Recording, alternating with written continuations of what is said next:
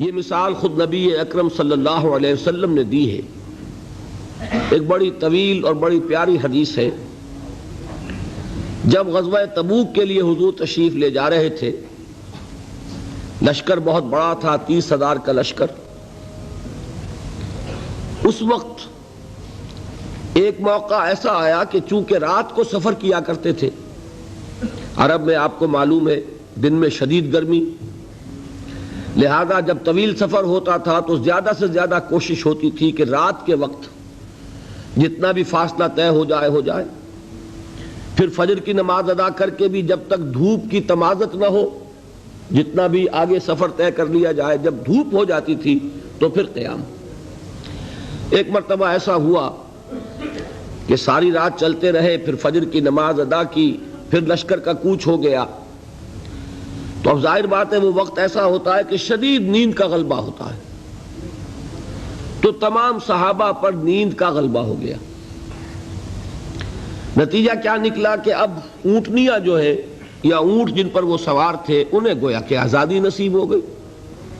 کسی کا منہ ادھر کو اٹھ گیا ادھر چل پڑی، کسی کا ادھر اٹھ گیا ادھر چل پڑی، کسی کو کیکر کا درخت نظر آ گیا، اس میں کھڑے ہو کر ناشتہ فرمانا شروع کر دیا، اس لیے کہ جو اوپر سوار ہے وہ اونگ رہا، اور لشکر پورا منتشر ہو گیا۔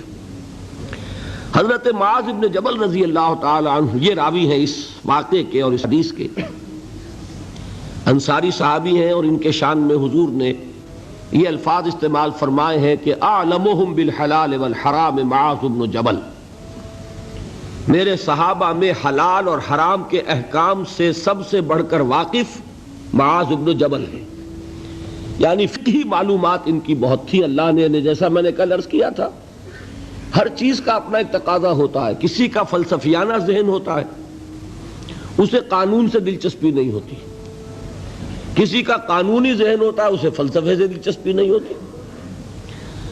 تو حضرت معاذ بن جبل رضی اللہ تعالیٰ عنہ کو قانون اور احکام سے بڑی دلچسپی تھی، تو حضور نے فرمایا اعلمہم بالحلال والحرام معاذ بن جبل۔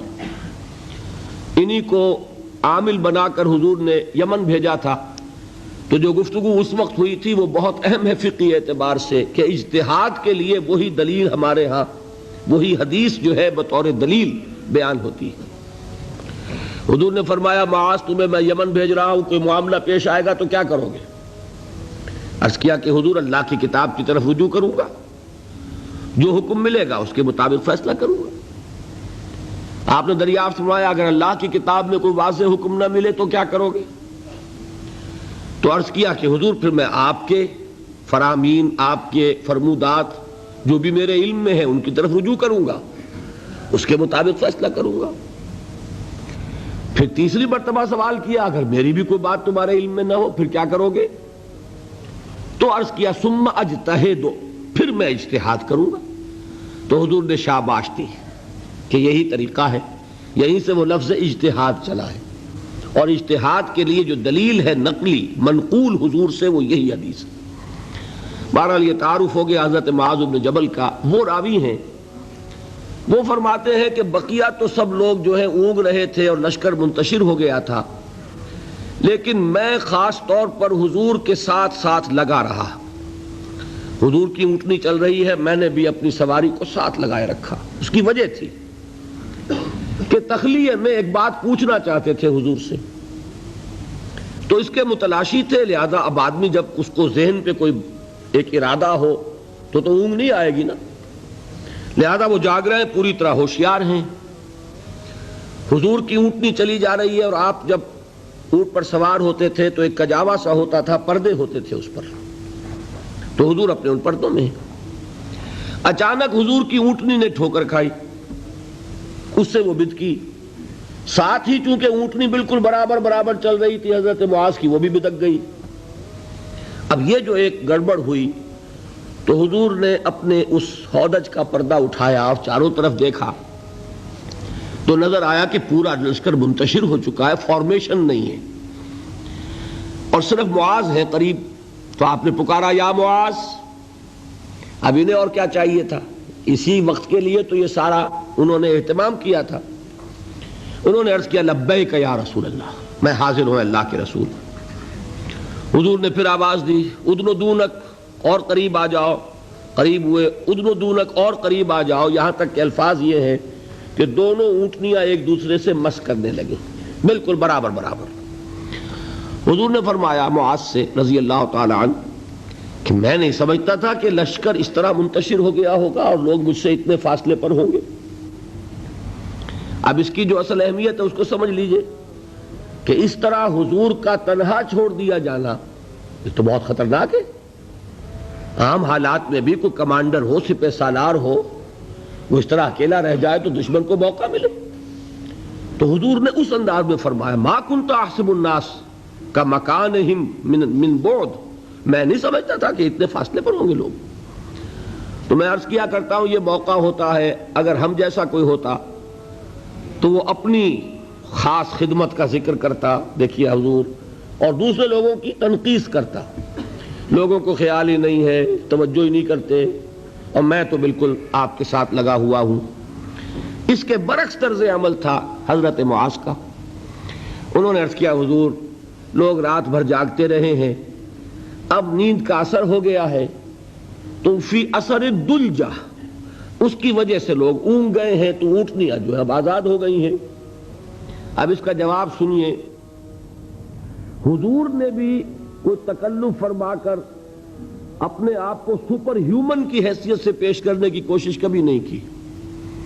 آپ نے فرمایا وَأَنَا كُنْتُ نَاعِسًا، ہاں میں تو خود بھی اونگ رہا تھا صلی اللہ علیہ وسلم۔ یعنی یہ معاملہ جو ہے انہوں نے معذرت پیش کی سب کی طرف سے، حضور نے وہ معذرت بھی قبول کی اور اتنی بڑی بات فرما دی انا كنت ناعسا، ہاں بات بالکل ٹھیک ہے، میں خود بھی اونگ رہا تھا۔ اب انہیں جو موقع ملا اور انہیں یہ اندازہ ہو گیا حضور مجھ سے اس وقت بہت خوش ہیں کہ میں جاگ کر چوکس ہو کر پوری طرح ساتھ ساتھ چلا آ رہا ہوں، تو اب حضرت معاذ عرض کرتے اذن لی، حضور مجھے اجازت دیجئے ان اسألک عن شیء، کہ میں آپ سے ایک سوال کروں، قد امرضتنی واسقمتنی واحزنتنی،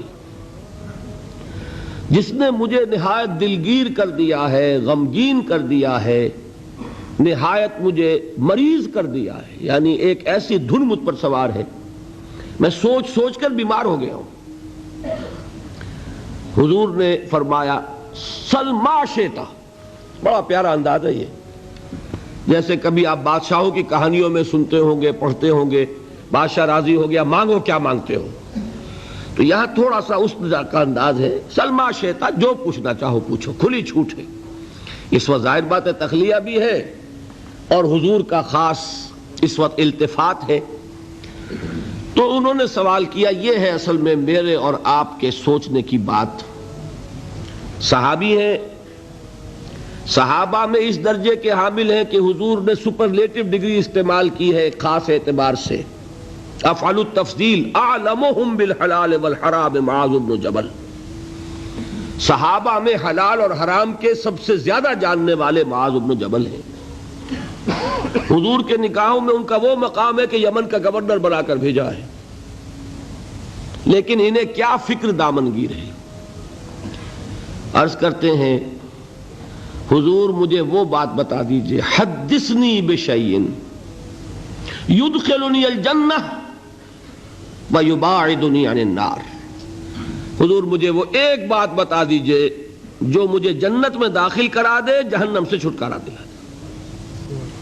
یہ ہے وہ راہ نجات موضوع جس پر یہ ساری گفتگو ہو رہی ہے، اس کی اہمیت کیا ہے۔ انہوں نے یہ نہیں سمجھا کہ ہمارے لیے تو نجات ٹیکن فار گرانٹیڈ ہے، ہمارے لیے تو جنت میں سیٹ ریزرو ہے، ہم محمد کے صحابی ہیں صلی اللہ علیہ وسلم، ہمارے لیے کیا سوال، محاسبہ ہوگا اوروں کا ہوگا، جزا سزا ہوگی اوروں کو ہوگی، نہیں۔ ان صحابی کو یہ فکر دامنگیر ہے، اور کیا الفاظ کہے، قد امرضتنی واسقمتنی واحزنتنی، مجھے تو اس فکر نے بیمار کر دیا ہے، مجھے سخت غمگین بنا دیا ہے۔ مرض اور سقم، سقیم، انی سقیم، یہ معلوم ہوگا آپ کو، بیمار کو کہتے ہیں، اور مرض تو ہے قد امرضتنی واسقمتنی واحزنتنی۔ اب اب اس کا جواب حضور نے جو دیا وہ اس وقت اس کے پورے الفاظ مجھے یاد نہیں، لیکن وہ وہی ہے جو سورۃ العصر میں آ رہا ہے ہمارے سامنے. شہادت دو اللہ کے سوا کوئی معبود نہیں اور میں اس کا رسول ہوں، اس پر جم جاؤ، اور اللہ کے ساتھ شرک ہرگز نہ کرو، اور اسی پر تمہاری موت واقع ہو جائے تم جنت میں داخل ہو جاؤ. اچھا جواب تو مل گیا. اب شرک کے معنی کیا ہے وہ ایک تقریر مکمل ہوگی. صرف یہ ہے کہ ان الفاظ میں تو یوں سمجھیے نہ کہ مضامین کے دریا ہیں جو کوزے میں بند کیے گئے. جو بات اس وقت مجھے بتانی تھی وہ یہ تھی. اس کے بعد اب حضور خود ایک سوال کرتے ہیں. یعنی میں کہا کرتا ہوں کہ اب دریائے سخاوت جوش میں ہے. تم نے جو پوچھا تھا پوچھ لیا، میں نے جواب دے دیا. افلا ادلک یا معاذ، تو اے معاذ کیا میں تمہیں یہ نہ بتاؤں براس ھذا الامر وعمودہ وذروۃ السنام منہ، کہ یہ جو دین ہے ہمارا اس کی جڑ کیا ہے، اس کا تنا کیا ہے، اس کی چوٹی کیا ہے. میں نے عرض کیا تھا نا کہ حضور نے تمثیل اختیار کی ہے کہ دین میں کیا پہلے ہے کیا بعد میں ہے، کس کی حیثیت جڑ کی ہے، کس کی حیثیت تنے کی ہے، کس کی حیثیت چوٹی کی ہے. جب تک کہ اس کا فہم حاصل نہیں ہوگا، ہو سکتا ہے کہ بنیادی باتیں آپ نظر انداز کر رہے ہوں اور ثانوی اور غیر اہم باتوں کو آپ بڑی مضبوطی سے تھام کر بیٹھے ہوئے ہوں. اسی کو کہا تھا حضرت مسیح علیہ السلام نے یہودی علماء پر تنقید کرتے ہوئے کہ تم مچھر چھانتے رہتے ہو اور سموچے اونٹ نگل جاتے ہو، بڑے بڑے گناہ تو کر رہے ہو اور چھوٹی چھوٹی باتوں کے اوپر دست و گریبان، مناظرے اور جھگڑے. یہی حال ہمارا ہے آج. سود جیسا گناہ، اس میں پوری قوم ملوث. جھگڑا کس پر ہو رہا ہے کہ رفع یدین ہے یا نہیں ہے، ہاتھ یہاں بدیں گے یا یہاں بدیں گے، اس پر تو جھگڑے ہیں. من دیگرم تو دیگری، اس پر فرقے بازی. لیکن سود، رشوت، حرام خوری، یہ سب کر رہے ہیں. حالانکہ یہ ہے جڑ کی بات، وہ ہے ثانوی بات. اسی کو کہا کرتے ہیں کہ اشرفیاں لٹیں اور کوئلوں پر مہر. کس قدر حماقت ہے. اشرفیوں کی حفاظت نہیں ہو رہی، کوئلوں کی حفاظت ہو رہی. یہ کیوں ہوتا ہے؟ سینس آف پروپورشن نہیں رہتا. کس چیز کی کیا اہمیت ہے، نسبت و تناسب درست ہے. دین میں جڑ کیا ہے، تنا کیا ہے. اب یہ تشریح حضور نے فرمائی اور اس کے لیے تمثیل اختیار فرمائی. وہ کس سے کی ہے؟ وہ درخت کی ہے. درخت کی ایک جڑ ہے، درخت اس پر کھڑا ہے، غذا وہاں سے مل رہی ہے. جڑ سوکھ جائے گی، درخت سوکھ جائے گا. پھر تنا ہے، پھر اس کے اوپر چوٹی ہے. درخت جو آپ لگاتے ہیں، فرض کیجئے آم کا درخت لگایا تو کیا جڑ کے لیے لگایا یا تنے کے لیے لگایا؟ آپ نے تو درخت لگایا ہے آم کے لیے. آم لگتا ہے چوٹی پر جا کر، لیکن جڑ کے بغیر تنا نہیں، تنے کے بغیر چوٹی نہیں، چوٹی نہ ہو تو آم نہیں. اس تمثیل کو ذہن میں رکھیے کہ آپ نے فرمایا افلا ادلک یا معاذ، اے معاذ تم نے جو سوال کیا وہ تو میں نے جواب دے دیا. مزید کیا میں تمہیں یہ نہ بتاؤں کہ براس ھذا الامر، اس کی جڑ کیا ہے، وعمودہ، اس کا تنا کیا ہے، اور ذروۃ السنام منہ، اس کی چوٹی کیا ہے. حضرت معاذ کو کیا کہنا تھا اس کے جواب میں؟ بے ابی انت و امی یا رسول اللہ فقلنی، حضور مجھ پر، آپ پر میرے ماں باپ قربان ہو، ضرور فرمائیے، اور کیا چاہیے. اب آپ نے فرمایا راس ھذا الامر شہادت ان لا الہ الا اللہ محمد رسول اللہ. کلمہ شہادت اس کی جڑ ہے. وعمودہ، اور اس کا تنا کیا ہے؟ اقام الصلاۃ و ایتاء الزکاۃ، نماز کا قائم کرنا، زکوٰۃ کا ادا کرنا. اور اس کی چوٹی کیا ہے؟ وَذَرْوَةُ السَّنَامِ مِنْهُ الْجِهَادُ فِي سَبِيلِ اللَّهِ.